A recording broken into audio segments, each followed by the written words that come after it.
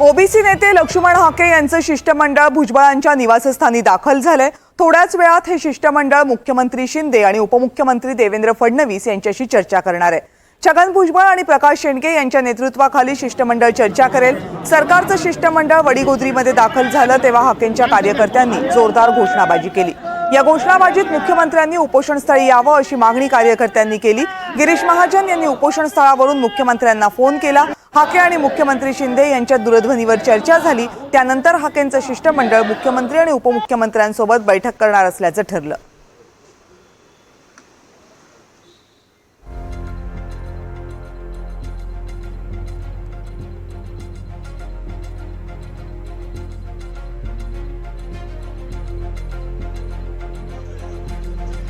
याच संदर्भात आणखीन माहिती जाणून घेऊयात आपले प्रतिनिधी सागर कुलकर्णी यांच्याकडून।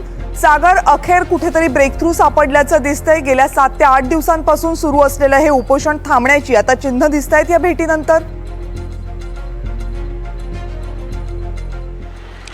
कविता, हाके यांचं जे शिष्टमंडळ आहे ते काही क्षणांपूर्वी छगन भुजबळ आणि गोपीचंद पडळकर यांच्या समवेत सह्याद्री अतिथीगृहाकडे निघालेलं आहे।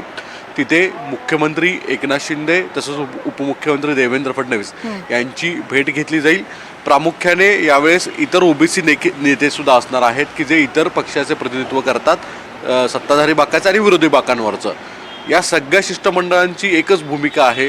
जरांगे पाटील यांनी जी मागणी केलेली आहे, सगळे सोयरे आणि सरसकट सगळ्यांना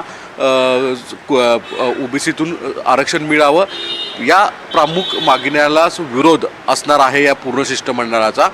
मुळात अशा स्वरूपाचा निर्णय ज्यावेळेस राज्य सरकार घेऊ शकेल पुढच्या कालावधीमध्ये, त्याला डायरेक्ट ओपनली चॅलेंज करण्याची, कोर्टामध्ये जाण्याची भाषा या सगळ्या प्रमुख नेत्यांनी केलेली आहे।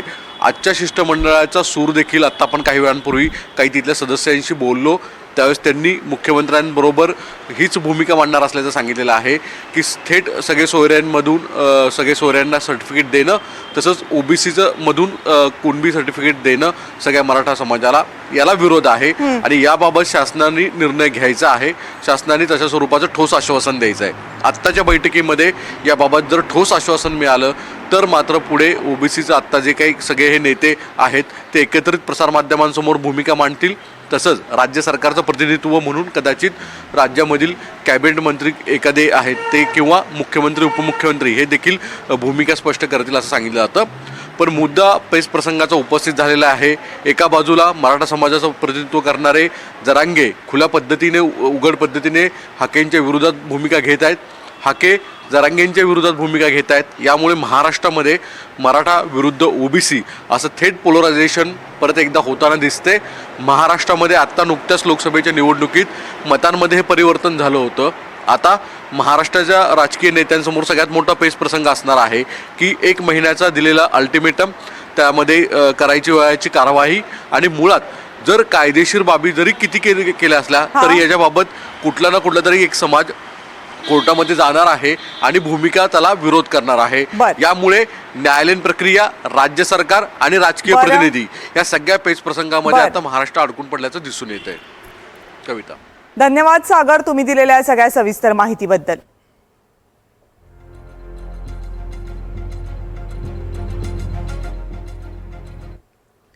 आणि हे सुरू जे आंदोलन आहे ओबीसींच्या आरक्षणाच्या रक्षणासाठी, त्याच्या समर्थनासाठी राज्यभरामध्ये सध्या विविध ठिकाणी रास्ता रोको केला जातोय, जाळपोळ केली जाते। मराठवाड्यामध्ये या आंदोलनाची धग सर्वात जास्त दिसते। बीडमधल्या परळीमध्ये सुद्धा अनेक आंदोलक रस्त्यावर उतरले, त्यांनी रास्ता रोको केला। याशिवाय छत्रपती संभाजीनगर, नांदेड या ठिकाणी सुद्धा अनेक ठिकाणी रास्ता रोको झाला। सांगोल्यामध्ये सुद्धा रास्ता रोको पाहायला मिळाला। काही ठिकाणी बंद झालं, काही ठिकाणी रास्ता रोको झालं, अनेक ठिकाणी महिला रस्त्यावर उतरल्या, टायर जाळून जाळपोळ करून रास्ता रोको केला। पोलिसांनी या सगळ्या कार्यकर्त्यांना अडवण्याचा प्रयत्न केला। ठिकठिकाणी जोरदार घोषणाबाजी आंदोलकांनी केली। बीड, परभणी, सोनपेठकडे जाणारी वाहतूक काही काळ ठप्प झाली होती रास्ता रोकोमुळे। दुसरीकडे सांगोल्यामध्ये बंदची हाक देण्यात आली होती, त्यामुळे शहरातील तहसील परिसर, स्टेशन रोड, महात्मा फुले चौक, कडलास नाका या सगळ्या ठिकाणी अत्यावश्यक सेवेसह काही व्यापारी पेढ्याच फक्त सुरू होत्या।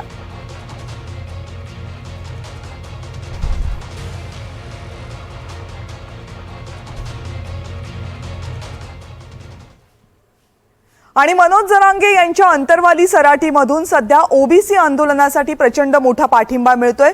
लक्ष्मण हाके यांनी जे आंदोलन सुरू केलंय त्याला अंतरवाली सराटीमधनं पाठिंबा मिळतोय। ज्या गावामध्ये जरांगेंनी मराठा आरक्षणाचा लढा सुरू केला त्याच गावातून ओबीसी नेते लक्ष्मण हाकेंच्या आंदोलनाला पाठिंबा मिळतोय। मराठा आरक्षणाचा केंद्रबिंदू ठरलेल्या अंतरवाली सराटी गावामध्ये ओबीसी कार्यकर्त्यांनी आणि महिलांनी डीजे लावून वाजत गाजत रॅली काढली आणि वडीगोद्री गाठलं। तिथे जाऊन हाकेंच्या उपोषणाला पाठिंबा दिला। हाके आणि वाघमारे यांनी उपोषण संपल्यानंतर अंतरवाली सराटीमध्ये येऊ अशी घोषणा केली आहे। कुणाच्या दबावाखाली राहायचं नाहीये असं आवाहन सुद्धा हाकेंनी महिलांना केलं।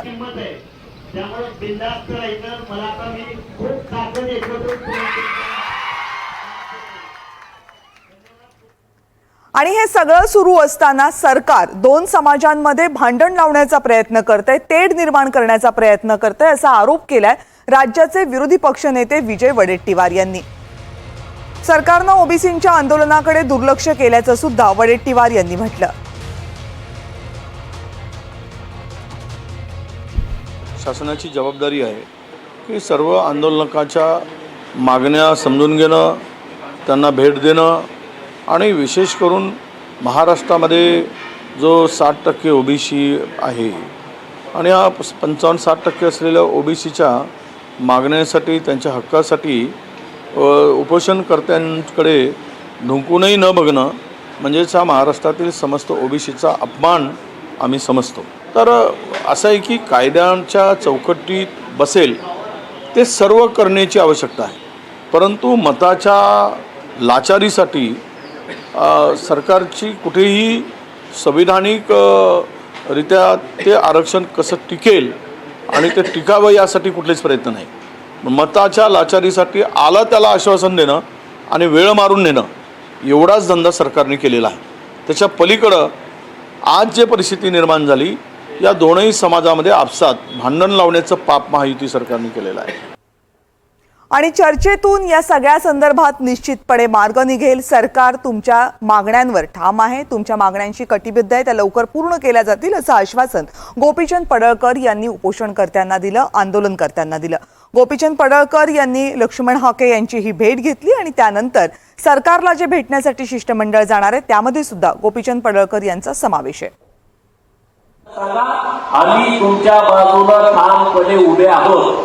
आता इथं अधिकाऱ्याचं जरा चाललंय, त्याचं जरा लाड चालू आहे। आता ते थोडे दिवस लाड आहे, ते लाड करायला जनतेच्या करामधून पैसे जातात, म्हणजे आपण जनतेचे नोकर आहोत, आपण कुठल्या पुढाऱ्याचे नोकर आहे असं जर खानापूर आटपाडी मतदारसंघातल्या अधिकाऱ्यांना वाटत असेल त्यामुळे तुम्ही चिंता करू नका, आम्ही तुमच्या गरिबांच्या सगळ्यांच्या बाजूला राहणार आहे।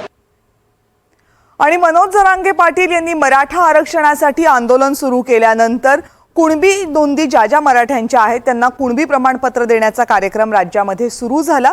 मात्र या प्रमाणपत्रांना रद्द करण्यात यावं अशी मागणी आता ओबीसी समाजाकडून करण्यात येते। पण ओबीसींच्या दबावाखाली सरकारनं नोंदी रद्द केल्या तर आम्ही सरकार बुडवू असा थेट इशारा मनोज जरांगे पाटील यांनी दिलाय। जरांगे, तुम्ही थोडा अभ्यास करा, महाराष्ट्राच्या 12 करोड जनतेमध्ये विष कालवण्याचं काम करू नका असं लक्ष्मण हाके यांनी जरांगेंना सुनावलंय।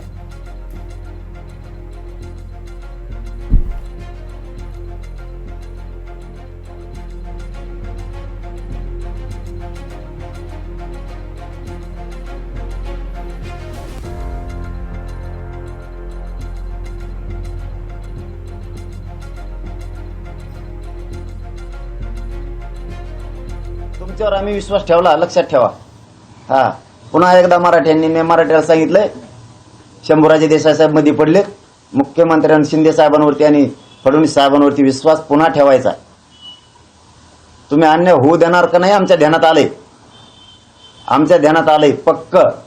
तुम्ही या ओबीसीच्या नेत्याच्या दबावाला पडून मराठ्यावर अन्याय करणार आहे, 100% तुम्ही मराठ्यावर अन्याय करणार आहे।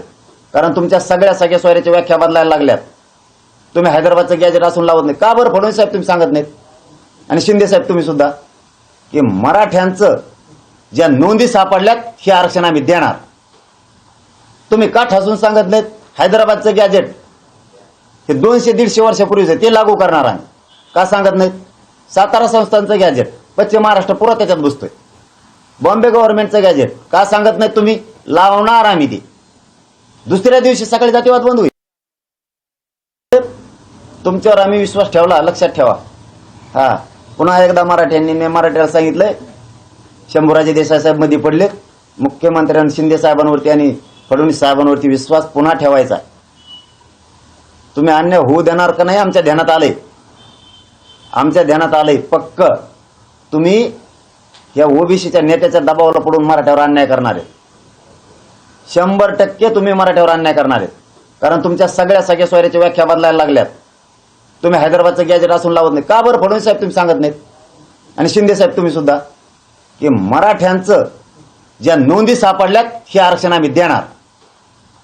तुम्ही का ठासून सांगत नाहीत हैदराबादचं गॅजेट हे 200-150 वर्षापूर्वीच ते लागू करणार आम्ही का सांगत नाहीत. सातारा संस्थांचं गॅजेट पश्चिम महाराष्ट्र पुरा त्याच्यात बसतोय. बॉम्बे गव्हर्नमेंटचं गॅजेट का सांगत नाहीत तुम्ही, लावणार आम्ही ते. दुसऱ्या दिवशी सकाळी जातीवाद बंद होईल. त्या ओबीसीचे नेते तुमचं म्हणणं आहे सगळे एकत्र आले, दबाव त्यांनी वाढलाय आणि वाढलाय सुद्धा, आणि आंदोलनात त्यांनी उभा केलं. मी मागच म्हणलं होतं तुम्हाला, मी कधीच खोटं बोलत नाही, मला वरूनच माहिती मिळती की ओबीसीच्या नेत्यांनी उभा केलंय, यांना दोष देऊन उपयोग नाही, त्यामुळे मी इथल्याला दोष दिला नाही. मी कधी धनगर बांधवाला दोष देणार नाही, नेत्याला बी. किती ओबीसीचे नेते एक होते पट्ट्याने मराठ्याला आरक्षणच देतो ओबीसीतून, नाही त्यांना सगळ्याला पाडतो. याने माया वाटोळ केलं समाजाचं, यांना बुडीलच नाही, हा सोडीतच नाही यांना. दबावात येऊन तुम्ही फक्त निर्णय घ्या आणि नोंदी रद्द करा, गॅजेट लागू करू नका. तुम्ही मग दाखवतो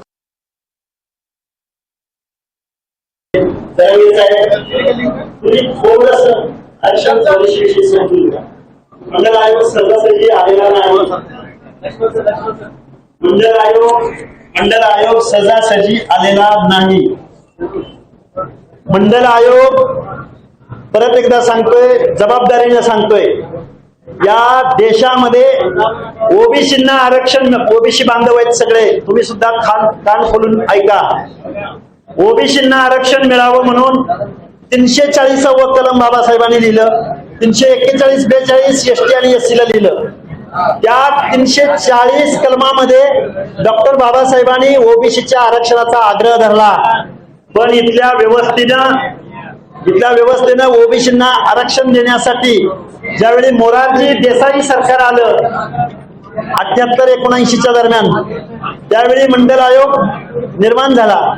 पण तो मंडल आयोग इम्प्लिमेंट व्हायला व्हीपी सिंगांना पंतप्रधान व्हावं लागलं, आणि व्हीपी सिंग पंतप्रधान झाल्यानंतर 90च्या दरम्यान मंडळ आयोग इम्प्लिमेंट केला. परत तो कोर्टात चॅलेंज झाला. कोर्टामध्ये आमच्या ओबीसीच्या सगळ्या नेत्यांनी लढाई लढली. त्यामध्ये यादव असतील, रामविलास पासवान असतील, नॉर्थ मधली मंडळी, साऊथ मधली मंडळी, माझ्या महाराष्ट्राचा विचार करायचा झाला तर स्वर्गीय प्रतापराव ढाकणे असतील, स्वर्गीय दिबा पाटील असतील, भरपूर अण्णाडांग, शिवाजीराव बापू शेंडगे, या सगळ्या लोकांच्या रेट्यामुळं या महाराष्ट्रामध्ये मंडल आयोग इम्प्लिमेंट झाला. आणि सगळ्या लोकांना एक सामाजिक न्यायाचं धोरण राबवण्याच्या दृष्टिकोनातून या महाराष्ट्रामध्ये 29% ओबीसी आणि एसबीसी ला आरक्षण दिलं गेलं. त्यामुळे जरांगे बोलताना